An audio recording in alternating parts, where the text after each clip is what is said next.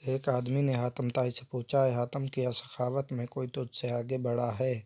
حاتم نے جواب دیا، ہاں، قبیلہ طے کا ایک یتیم بچہ مجھ سے زیادہ سخی نکلا، جس کا قصہ کچھ یوں ہے کہ دوران سفر میں شاب بصرہ کے لیے ان کے گھر گیا۔ اس کے پاس 10 بکریاں تھیں۔ اس نے ایک ذبح کی، اس کا گوشت تیار کیا اور کھانے کے لیے مجھے پیش کر دیا۔ اس نے کھانے کے لیے مجھے چیزیں دی، ان میں مغز تھا۔ میں نے اسے کھایا تو مجھے مغز بہت پسند آیا۔ میں نے کہا، واہ سبحان اللہ، کیا خوب ذائقہ ہے۔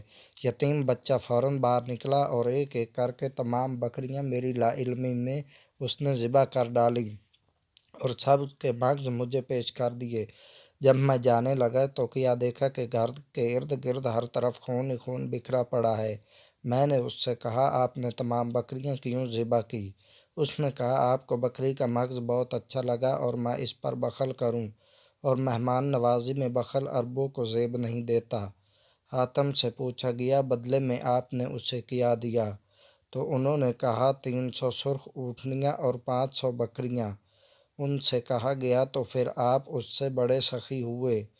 انہوں نے جواب دیا، نہیں، وہ مجھ سے زیادہ سخی ہے، کیونکہ اس نے اپنا سب کچھ لٹا کر سخاوت کی، جب میں نے اپنے بہت سے مال میں سے تھوڑا سا خرچ کر کے سخاوت کی ہے۔